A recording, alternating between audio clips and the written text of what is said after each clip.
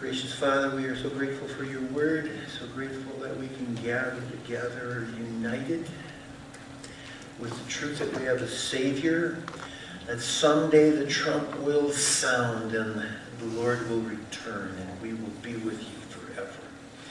And that's what carries us through these times when we live, well, we live by sight. We attempt to live by faith. But it is those truths we grab onto right now. So grateful to you, Father, for sending your Son. The season that we're about to celebrate, and the truths that we cling to. Teach us now, in Jesus' name. Amen.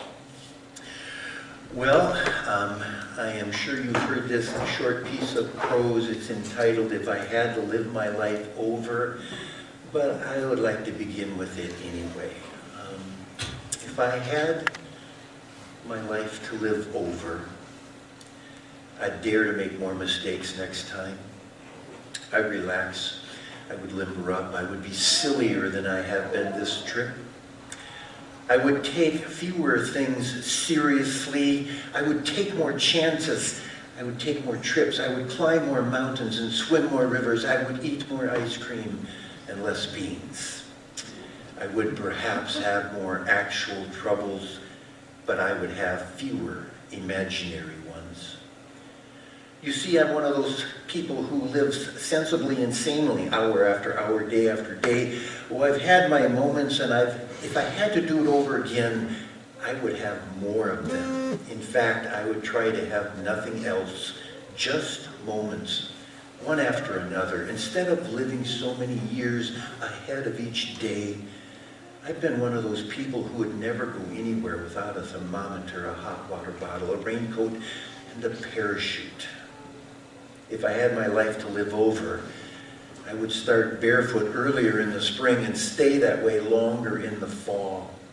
If I had to do it again, I would travel lighter next time.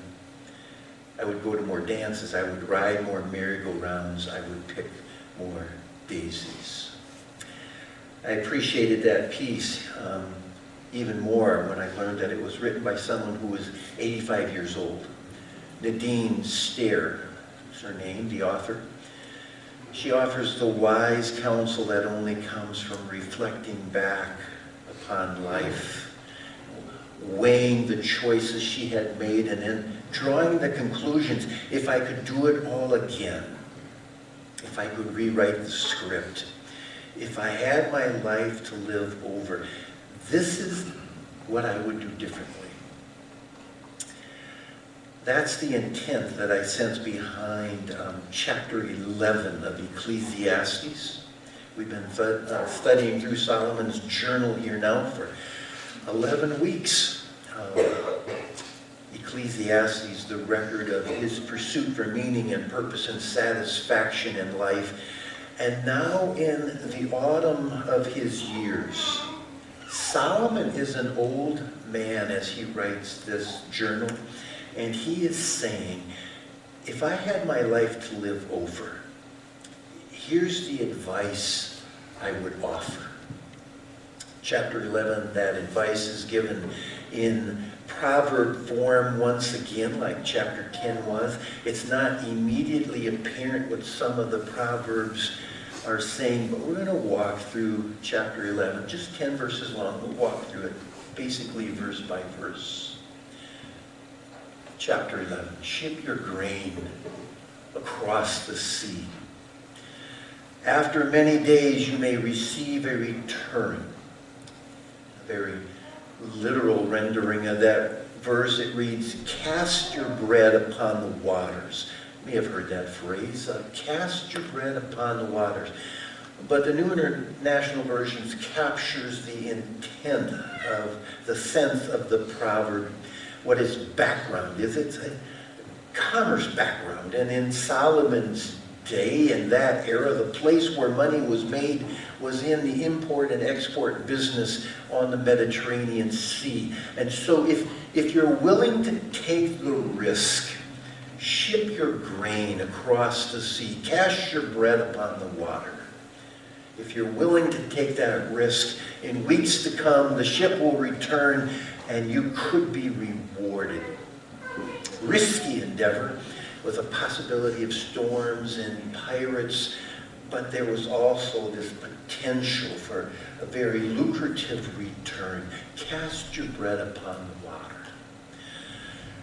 And so what does Solomon intend to communicate through that picture of water commerce?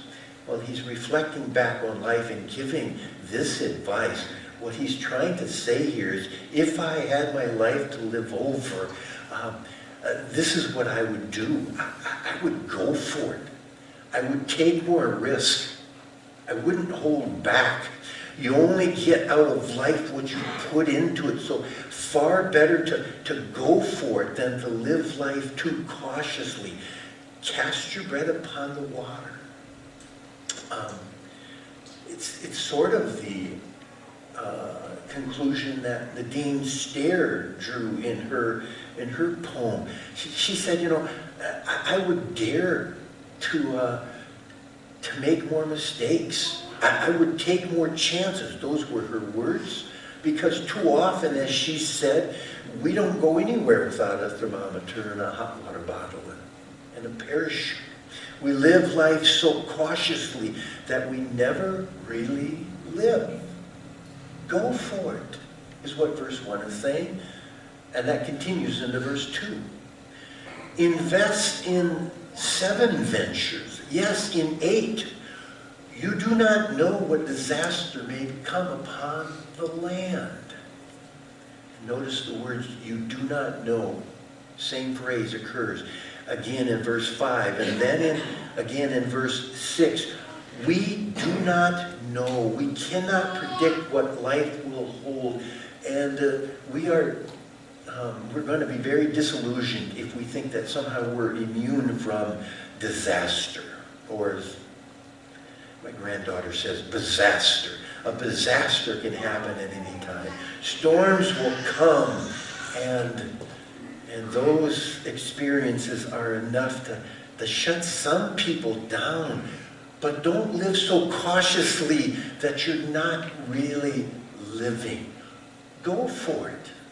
That's what he's saying. You got to give a little, take a little, let your old heart break a little. That's the story of love. Yes, the song goes. It's also the story of life itself. Verse 3. If clouds are full of water, they pour rain on the earth. Whether a tree falls to the south or to the north, and the place where it falls, there it will lie. Verse 4, whoever watches the wind will not plant. Whoever looks at the clouds will not reap. As you do not know the path of the wind, or how the body is formed in the mother's womb, so you cannot understand the work of God, the maker of all things. Let's start with verse 4. Word picture there. The farmer goes out to sow his seed, to scatter the seed as they did in that era and time. But the farmer is cautious. He goes out and he decides, the wind is too gusty today. It might blow my seed where the ground is not tilled. I better not plant today. And then he goes out the following day and he looks at the sky and decides, I better not plant today at the looks of that sky up there. And again, Solomon's not giving advice about water commerce. He's not giving advice about farming. He's giving advice on life. And he's saying, if you live that cautiously, you will miss too many opportunities. So again, go for it. But people will protest. I would rather be safe than sorry. What about all the uncertainties? What about all the unknowns of life? We will never have every I dotted. We'll never have every T crossed in life. We don't know the future. So step into the unknown. That's what I think he is saying. So back in verse 3, if the clouds are full of water, they pour rain on the earth, and we can't control that. We can't control that. You can decide to stay inside, or perhaps you can grab an umbrella and go outside. Don't wait for ideal conditions. Solomon's advice continues. Verse 6. Remember, Solomon, Grandpa, giving us this advice on life. Sow your seed in the morning, and at evening let your hands not be idle. For you do not know which will succeed, whether this or that, or whether both will do equally well. You do not know. In the morning of your life, in the evening of your life. Other translations bring that through just a little bit clearer, because what Solomon is saying, in the morning of your life when you are young, all the way through the twilight years, the evening of your life, you're young, you're old, let your hands not grow idle. And I know it's partially out of envy on my part, what I'm about to say, but as I read the verse, I couldn't think about it. Occasionally I'll hear people talk about retiring, and they will say, you know, I just can't wait until I can quit work and retire to Florida. Okay? And, well, you know, good for you. But I think, really, is that your dream? Fossilize in Florida? You know, the land, they say, the land of the newlywed and the nearly dead. Florida. The most dangerous place to drive in America. Florida. You can't wait for that. Well, verse 6 is really not a statement about retirement, but in a sense it is. Solomon is saying, don't ever become a dust collector. If I were to paraphrase it, maybe that's what he's saying. You're going to die whether you're sitting in the bleachers or whether you're playing on the field. Wouldn't it be wiser to get on the field? Get in the game when you're young. Stay in the game when you're old. When you are young and when you are old. Be fully invested in life. If I had my life to do over, that's the advice I would live by. Apostle Paul said it this way, or he adds this, so be careful how you live. Don't live like fools, but like those who are wise. That is very Solomon-like, isn't it? The fools and the wise. Be careful how you live. Don't live like the fools, but like those who are wise. Make the most of every opportunity in these evil days.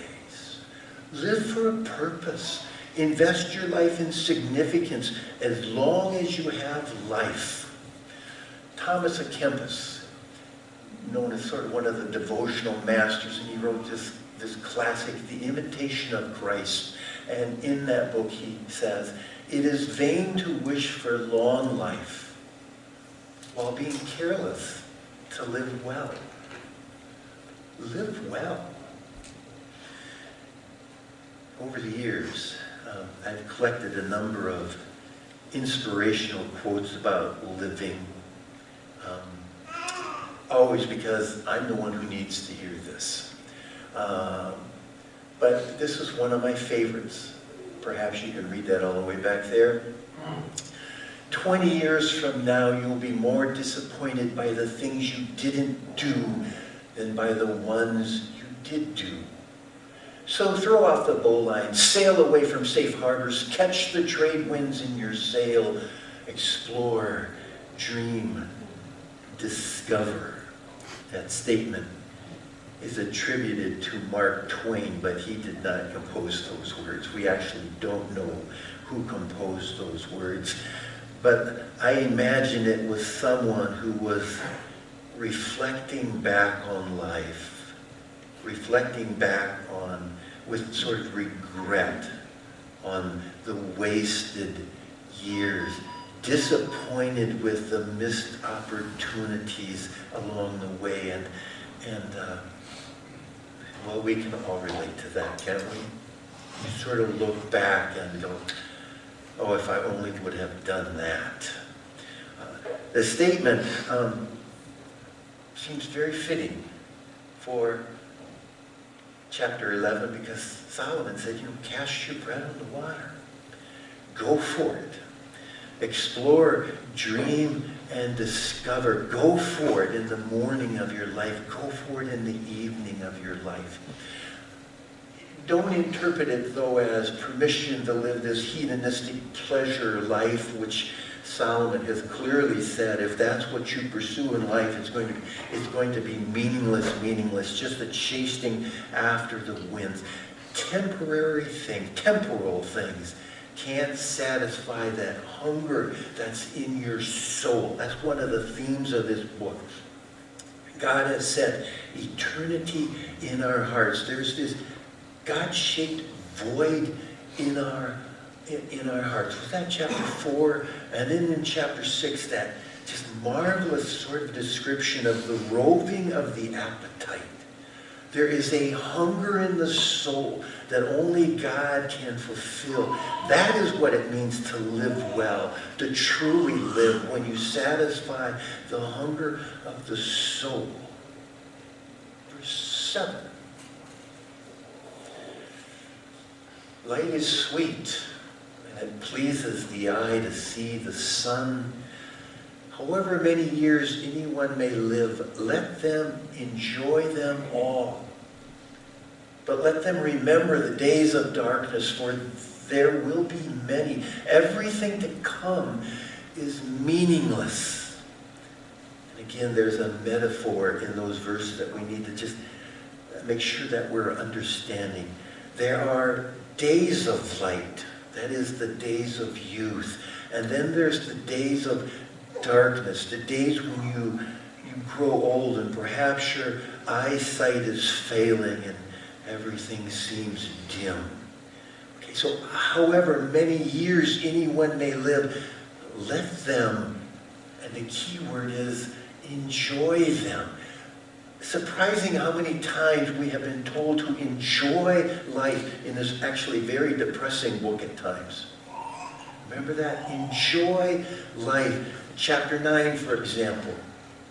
And I told you there that if we translated that phrase very literally from the Hebrew text, what it says is, see life. See life. That means experience life to the full range of human emotions and passions. Taste life. Don't hold back. Be fully present in the moment. Why is it that Christians don't seem to really enjoy life? See life. I see trees of green, red roses too. I see them bloom for me and you, and I think to myself, what a wonderful world. Yeah, that's what it's saying. The colors of the rainbow so pretty in the sky, whatever. Sorry about that, but yeah, see life. There's this expression, Jewish expression. I just love this expression. L'chaim. You know what l'chaim means? To life. To life. It is used mainly during toast. In fact, so much so that at Jewish celebrations, they don't say, I propose a toast. They say, I propose a l'chaim, to life. In fact, I was searching for a PowerPoint slide. This one caught my eye.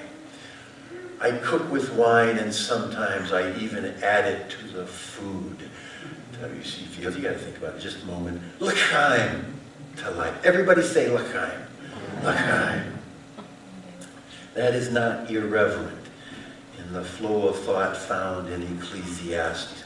In light of the passing of our lives, the fleeting years, it is wise counsel. Enjoy life. To life. Don't hold back. Live passionately and live purposely. Verse 9. You who are young, be happy while you are young. And let your heart give you joy in the days of your youth. Follow the ways of your heart and whatever your eyes see. But know that for all these things, God will bring you into judgment. And remember again, Grandpa Solomon, this is the wisdom that only comes from age. There is this regretful, sort of reflective tone to this entire chapter.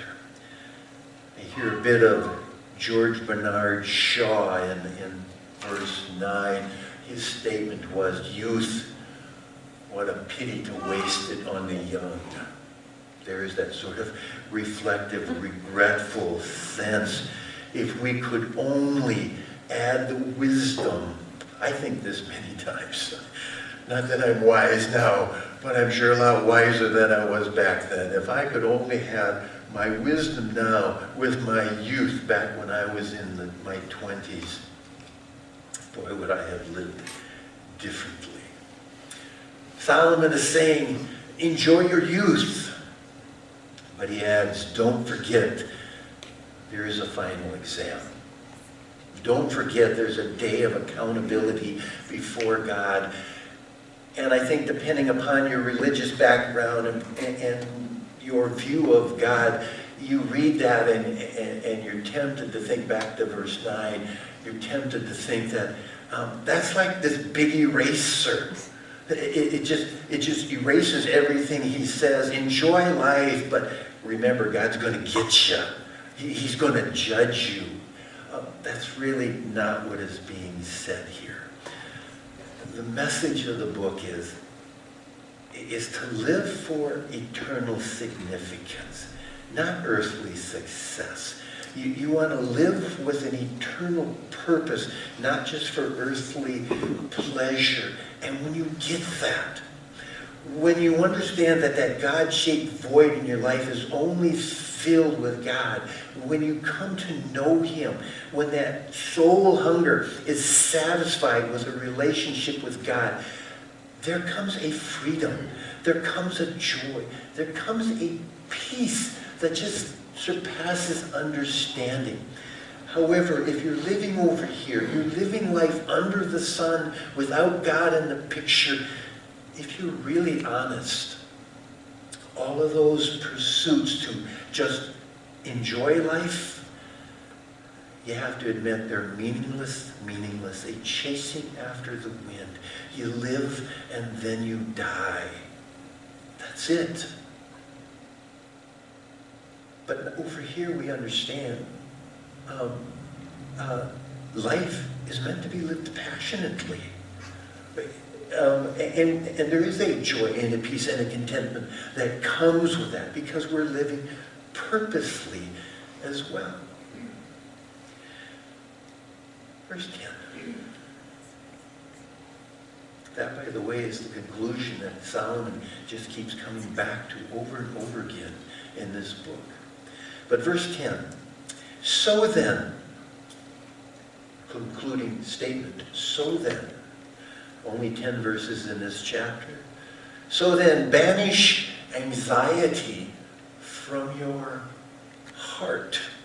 Banish worry, because we don't know. Said that 3 times in this chapter, but God knows. We're not in control, but God is in control. This life is fleeting, but eternity awaits us. Find freedom in that and live this life to the full because of that. So then, banish anxiety from your heart and cast off the troubles of your body. I'm going to paraphrase that phrase this way. Put on the Bengay and live. And I got time, so I'm going to do this little tangent story. Some of you heard me tell you this, but we look for just teachable moments in the simplest things of life. And So the story is, I love Vince Gill. I just love Vince Gill. One of the highlights of my summer was seeing Vince Gill and the Eagles play. Thank you, Adam. This summer. But the year before that, I got to see Vince Gill in Mankato. 4th row, center stage. I was about this close to Vince Gill. I love Vince Gill. And so it's down in Mankato, and I go down there early that day, just making a day of it. I go to Blue Bricks, this little pub where my son had worked at one time. And I'm there, and there's a couple younger women sitting next to me. Well, they were in their 30s. And I overheard that they were going to a concert. I'm going, hey, I'm going to the concert too. And they said, well, what concert? It's like, there's more than one. Vince Gill is in town, come on. What concert are you going to? I'm going to go see Vince Gill. And they said, oh yeah, my parents like him too. And so now I'm feeling old. And I go to the concert, and I get there early too, because I like to see him set up. And I'm just noticing everybody who's walking in is old. Why is everybody so old? And I'm young, but there I am, 4th row, center stage, sitting there. The people are starting to come in and sit down because the show's going to start. And I swear, this is the truth, this woman comes and sits next to me, and she smells like Bengay. And I just put on the Bengay and live. That's what that means. Cast off the troubles of your body, for youth and vigor are meaningless because they're fleeting. They are. Enjoy your youth, but also enjoy your golden years. Live life, celebrate life, live life well. That's chapter 11.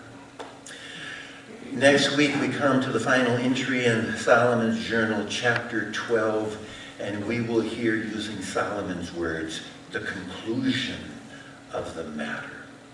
In this search for meaning and purpose and satisfaction in life, we hear the conclusion of the matter. And we're going to share in the Lord's Supper next week, as well as we just wrap up our study through Ecclesiastes. But here's what I'd like you to do. I want to challenge you to do some homework. Okay, just take some reflective time, and I want you to complete the sentence. If I had my life to live over, I would fill in the blank. Okay? If I could rewrite the script, fill in the blank. Do this. That could actually be a very depressing exercise, but do it this way. What is the advice you would give to your children or to another young person? Because this is not a dress rehearsal. It's not, we don't get a second shot at it. But this could be a reset button for moving forward. If I had my life to do over, this is the advice I would have. And then you have to stop and answer the how questions. And the what questions. How am I going to do that? What am I going to have to change to do that? And then when you're all done, then evaluate it in light of everything that we've learned in Ecclesiastes. Because if your answer over here sounds like I'm just going to pursue more pleasure in this life, Solomon is going to say, are you sure that's not just meaningless? Are you living purposely? Are you living for something that's eternally significant? Powerful homework. Okay, if I had my life to live over, what would I do? Let's pray together. Gracious God, I'm going to ask that you would just be our teacher and our guide through that assignment. You just would not let us rest without really wrestling with that. Because you have given us this precious gift called life. Sometimes we live too cautiously. Sometimes we live simply by sight. We're not really trusting you.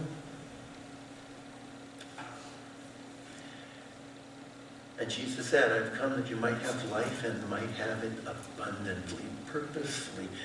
We want to live passionately. We want the non-believing world to see that regardless of the circumstances in our life, there is a joy, there is a contentment, there is a peace that only comes because we know our Creator. And so, be our teacher and our guide. In Jesus' name. Okay, let's stand.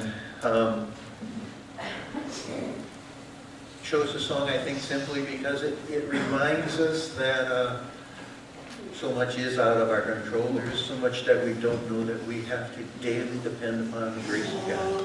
It's only by grace.